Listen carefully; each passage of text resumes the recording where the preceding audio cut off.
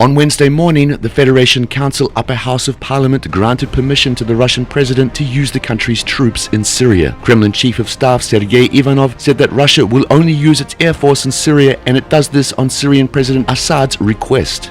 On Wednesday afternoon, the Russian Air Force began to conduct air raids against the Islamic rebels of Jabhat al-Nusra inside the Latakia and Hama governorates in the western part of Syria. These provinces would reportedly be the primary target for the Russian Air Force and the Syrian Arab Army. According to scrappy reports, the Russian Air Force targeted the areas of Al-Latamina, Kafzita, the Jabal Azawi, Kasab, and Diahana.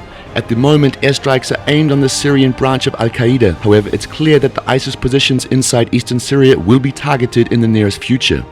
Meanwhile, the Syrian Arab Army's Special Forces Division, known as the Tiger Forces, have deployed their units to the East Aleppo front to help lift the ISIS's siege of the Huweiris military airport. Lifting the siege from the airport will open additional opportunities of the Syrian Air Force's usage in the conflict and free forces and facilities which could be used to relieve the situation in the sector.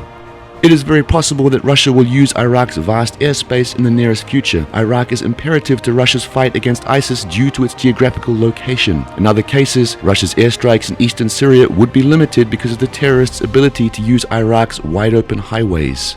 Earlier, South Front Analysis and Intelligence reported that Russia, Iran, Iraq, and Syria have made an agreement to set in Baghdad a joint information center to coordinate their operations against ISIS.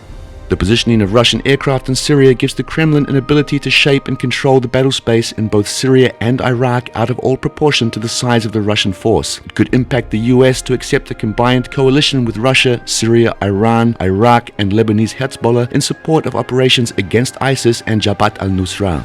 Separately, the contemporary situation